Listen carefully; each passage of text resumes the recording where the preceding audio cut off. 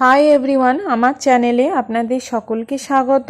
এই ওয়েদার চেঞ্জের সময়ে আমাদের প্রায় সকলেরই ঘরে ঠান্ডা লাগা, সর্দি কাশি, গলা ব্যথা এগুলো লেগেই আছে। তার উপর করোনার অত্যাচার তো আছেই। তাই এই সময় ঠান্ডা লাগলে বা সর্দি কাশি হলে ঘরোয়া উপচারের জন্য এই কাত বা কাড়া রেসিপিটি শেয়ার করলাম। এর সবথেকে বড় ব্যাপার হলো এর কোনো সাইড এফেক্ট নেই, আর বাচ্চা থেকে বড় সবাই এটা খেতে পারে। তো চলুন দেখে নিই রেসিপিটা। এই কাত বা কাড়া বানানোর জন্য আমার যে সমস্ত উপকরণের দরকার সেগুলো হলো, এখানে আমি খানিকটা নিয়েছি তুলসী পাতা, এখানে আদা, কাঁচা হলুদ 2 টিস্পুন করে গ্রেট করে নেওয়া, আর নিয়েছি কয়েকটা তেজপাতা, দারচিনি, লবঙ্গ, জোয়ান, গোলমরিচ। এগুলো 1 স্পুনের থেকে একটু বেশি আছে। তো এখানে যে অ্যামাউন্টে আছে সেটা আমার 1 লিটার জলে বানানোর জন্য।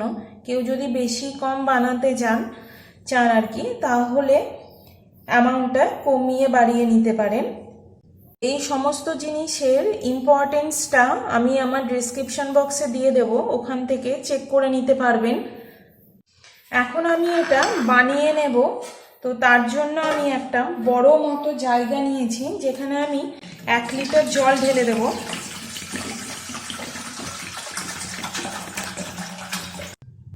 এইবার প্রথমে আমি এইগুলো মিক্সড করব, এইগুলো আর কি দিয়ে দেব।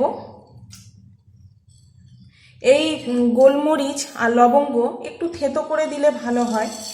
আর জোয়ানটা অবশ্যই স্কিপ করবেন না, কারণ জোয়ানটা এতে খুব ইম্পর্টেন্ট।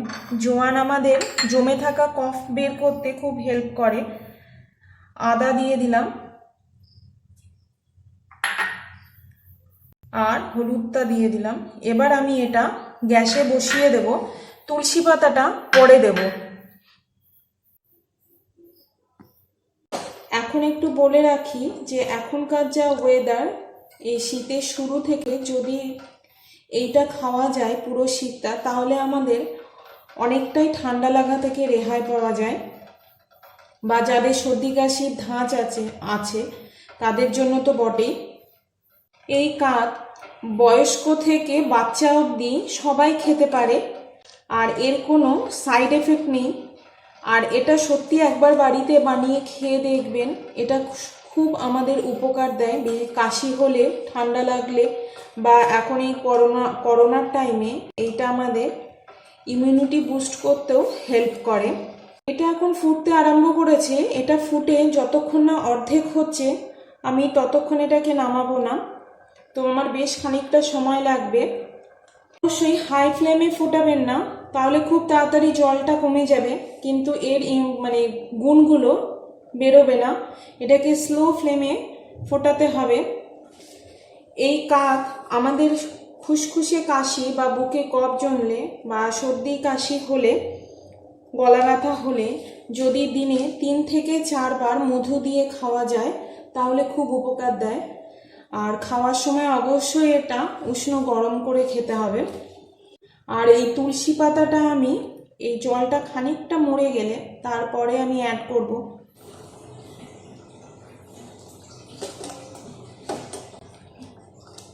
এতে ফুটতে ফুটতে জলটা প্রায় অর্ধেক হয়ে গেছে।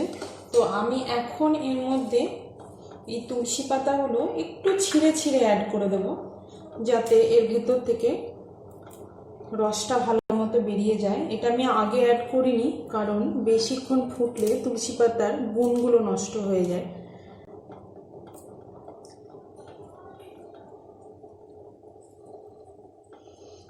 আর আমি সমস্ত ইনগ্রিডিয়েন্টসের ইম্পর্টেন্সটা আমি ডেসক্রিপশানে দিয়ে দেব, ওখান থেকে চেক করে নিতে পারবেন। আর যদি আমার এই ভিডিওটা আপনাদের উপকারে লাগে তাহলে অবশ্যই একটা লাইক দেবেন। তো এটাকে আমি আর 5 মিনিটের মতো ফুটিয়ে বন্ধ করে দেব।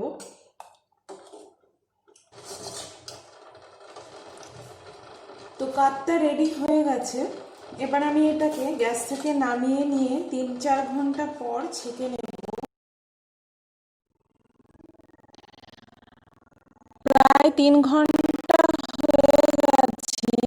আমি কাতটাকে এইরকম অবস্থাতেই রেখে এখন আমি এটাকে ছেঁকে নেব। আমার এই ভিডিওটা যদি আপনাদের হেল্পফুল মনে হয় তাহলে অবশ্যই একটা লাইক করবেন।